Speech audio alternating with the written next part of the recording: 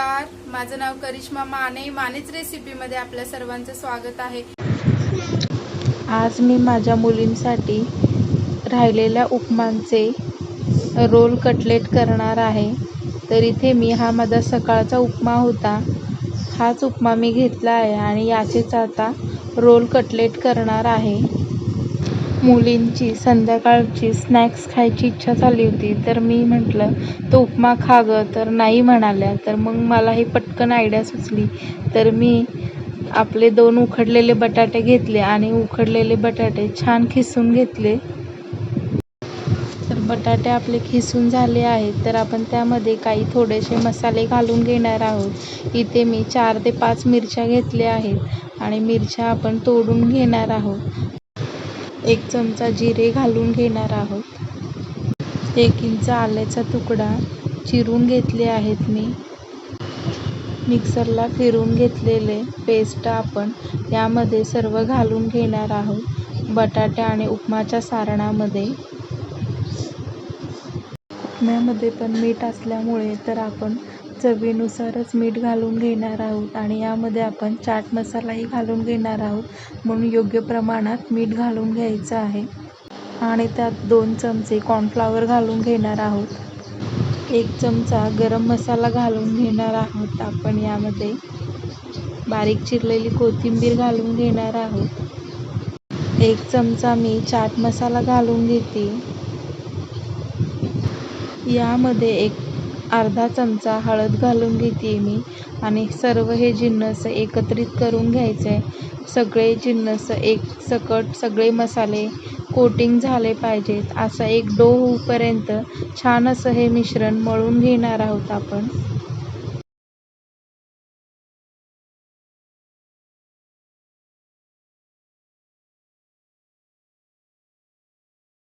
तर इथे बघू शकता आपला डो तयार झाला आहे।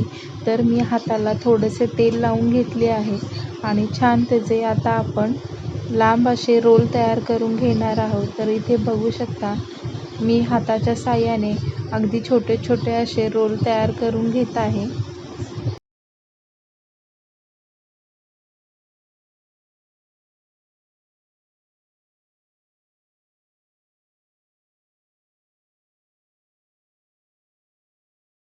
तर आपण अशाच पद्धतीने सर्व रोल तयार करून घेणार आहोत।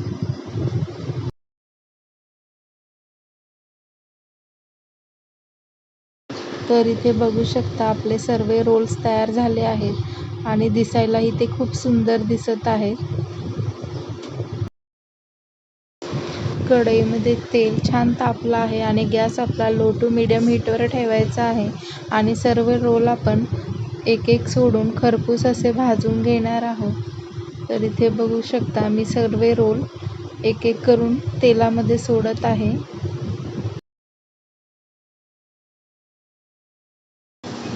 एक एक करून आपण सर्व रोल उलटून घेणार आहोत। तर इथे बघू शकता रोल आपले छान दिसत आहेत, एका बाजूने छान क्रिस्पी असे भाजून झाले आहेत। तर आपण पलटून दुसऱ्या बाजूने छान क्रिस्पी होईपर्यंत भाजून घेणार आहोत।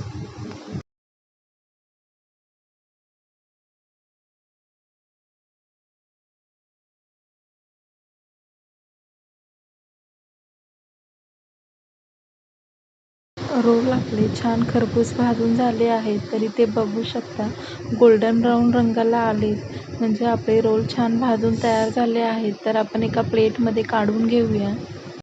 तर अशाच पद्धतीने सर्व रोल आपण फ्राय करून घेणार आहोत।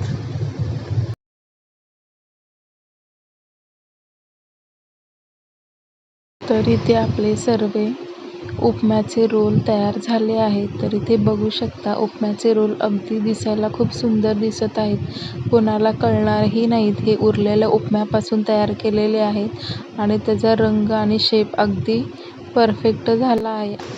वरून अगदी क्रिस्पी आणि आतून अगदी सॉफ्ट असा खूप सुंदर आणि भन्नाट लागणारा इथे स्नॅक्स रेडी झाला आहे। उपमा नको म्हणणाऱ्या मुलींनी 2 ते 3 माझ्या मुलींनी 2 मिनिटात हे सर्व रोल संपवले आहेत। तुम्हीही अशा प्रकारची रेसिपी घरी नक्की ट्राय करा. माझा व्हिडिओ आवडला असेल तर माझ्या व्हिडिओला लाईक, शेअर आणि माझ्या चॅनलला सबस्क्राईब करा. उपमा रोलची रेसिपी कशी वाटली कमेंट करून मला नक्की सांगा.